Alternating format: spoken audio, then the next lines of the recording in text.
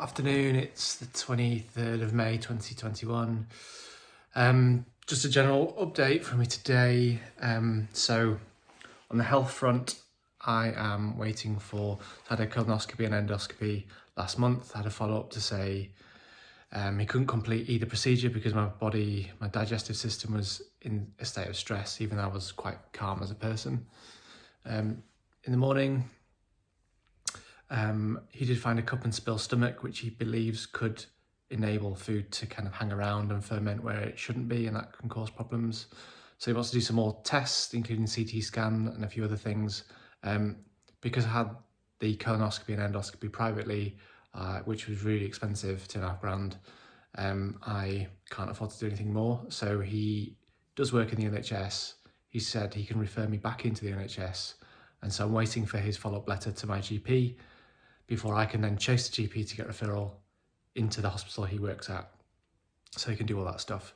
So I've been waiting 2 weeks since my follow-up, so I'm kind of playing the waiting game for him to come back to me as soon as possible. I was really hoping at the same time that the new probiotics VSL3 I started the day of the colonoscopy, actually, afterwards.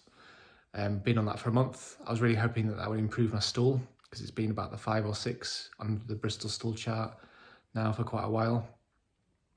And actually I tried it about 3 years ago after a round of antibiotics, and it made my stool really hard after one sachet. I don't know why I did that first. But I haven't found the same this time. But then I hadn't had the rounds of antibiotics. So I've tried it for a month. I've increased my dose. You can take up to 4 sachets a day. I've gone between 2 and 3 in the last week, and actually I felt worse as a result.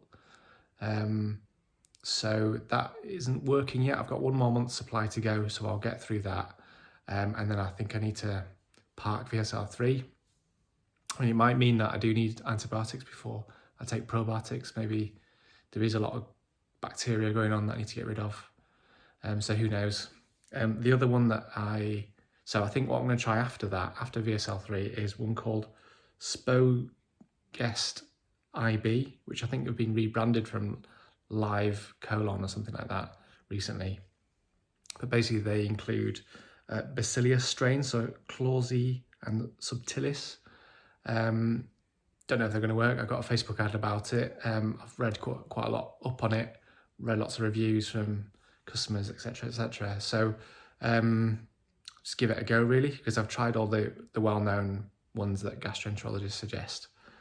So this might be worth a go if I'm still waiting to be seen on the NHS.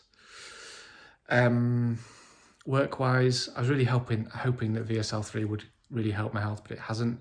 So now I've been out of work for a month. I been for a couple of interviews for senior roles. I didn't get either of them. One I wasn't bothered about, one I was really gutted not to get. But at the same time, I don't think my health can enable me to do these jobs. So I think I'm coming around to the idea that I need to apply for more junior roles in areas that I feel more comfortable in, and it's not going to push me too hard. There was a post from Life of Pippa, someone with ME in York, about how to get work with a chronic illness. I need to read through that blog post again. That was quite good. And I need to figure out, if I am going to go for junior roles, how I then pitch that when I'm applying. Essentially, you've had senior roles before, why are you now going for a junior job? And I don't really want to say I've got chronic fatigue, because I think there's lots of unconscious biases probably there, and conscious biases too.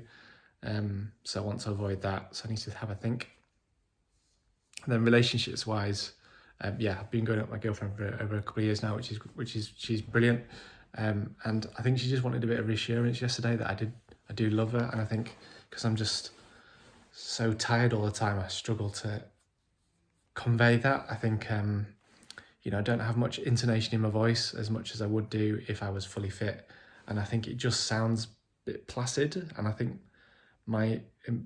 it's hard to be emotionally strong and loving when you feel like shit all the time. So I reassured her the best that I could that I do love her.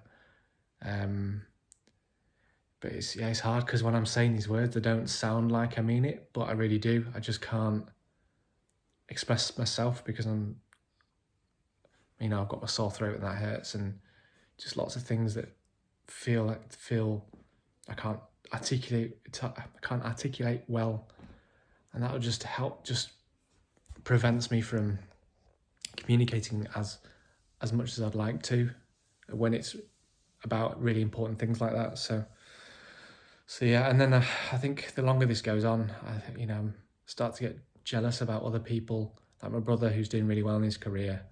He's 5 years younger than me, but really from a career point of view, he's probably 5 years ahead of me. And so I need to do some CBT to kind of sort that out a little bit, just a reminder. Because basically he hasn't had a chronic health condition for 10 years where you can't think. So he's obviously done better. It's just, just dealing with that in my mind, just to say, well, you've actually achieved a lot in the last 10 years. Not many people will have been in work with chronic fatigue and pushed themselves probably too much at times. So just need to do a bit of CBT and just be a bit more compassionate with myself. It's more of a reminder more than anything, but is completely understandable. I think most people would feel the same way. Anyway, that's my update for today. I'll speak to you another time.